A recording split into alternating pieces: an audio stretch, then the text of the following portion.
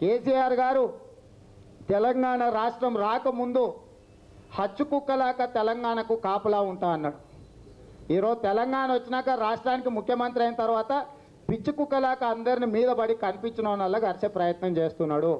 ఇలా హచ్చు కుక్క పోయి పిచ్చి కుక్క తెలంగాణకు వచ్చింది అన్నట్టుగా ఉంది తప్ప ఈరోజు కేసీఆర్ గారు ముఖ్యమంత్రి కుర్చీకి గౌరవాన్ని ఆపాదించే విధంగా మాట్లాడినట్టు అక్కడెక్కడా కనిపించట్లేదు.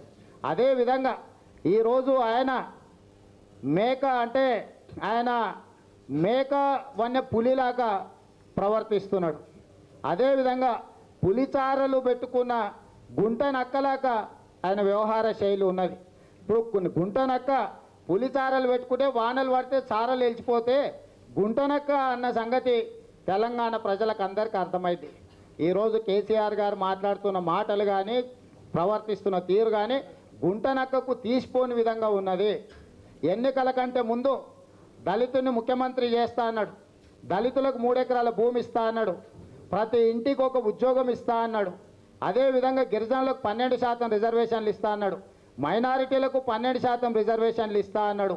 అదేవిధంగా పేదలకు డబుల్ బెడ్రూమ్ ఇండ్లు ఇస్తా అన్నాడు.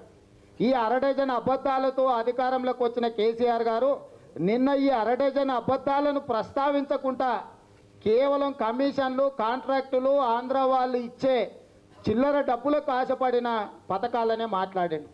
నేను ఆయన మాటకు ముందు అల్లుడు హరీష్ గురించి గొప్పగా చెప్తున్నాడు. షాకు లాంటోడంట.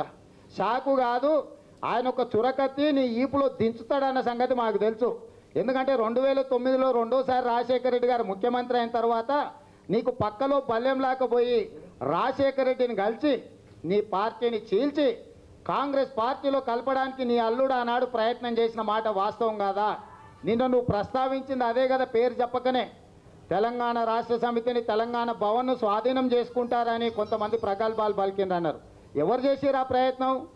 నీ అల్లుడు హరీషే కదా చేసింది.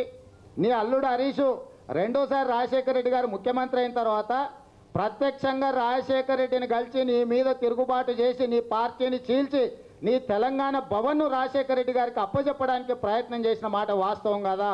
ఆనాడు రాజశేఖర రెడ్డిని కలిసి బొకే ఇచ్చేసిన ఫోటో ఇది నీ అల్లుడు.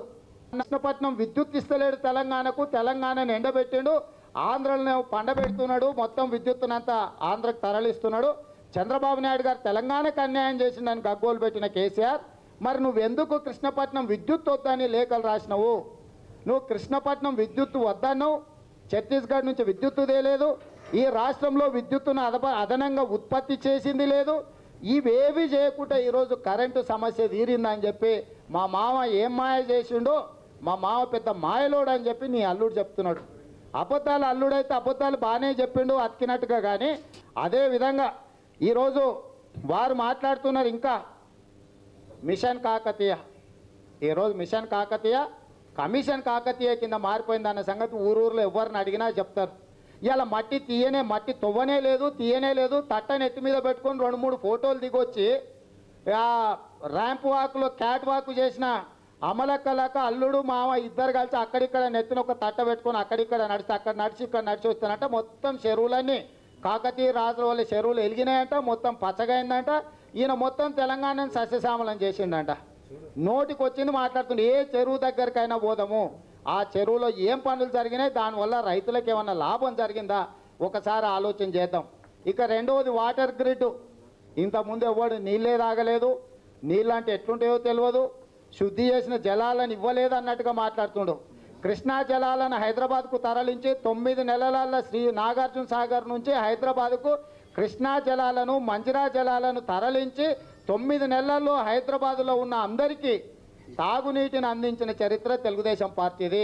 ఆయన వచ్చి నాకు మొన్న చెప్తుండే ఆడ మహబూబ్ నగర్లో కేసీఆర్ నిన్ను నిద్రపోని అంటాడు. కన్నతల్లికి అన్నం పెట్టినాడ, పినతల్లికి బంగారు గాజు చేయిస్తానన్నాడు.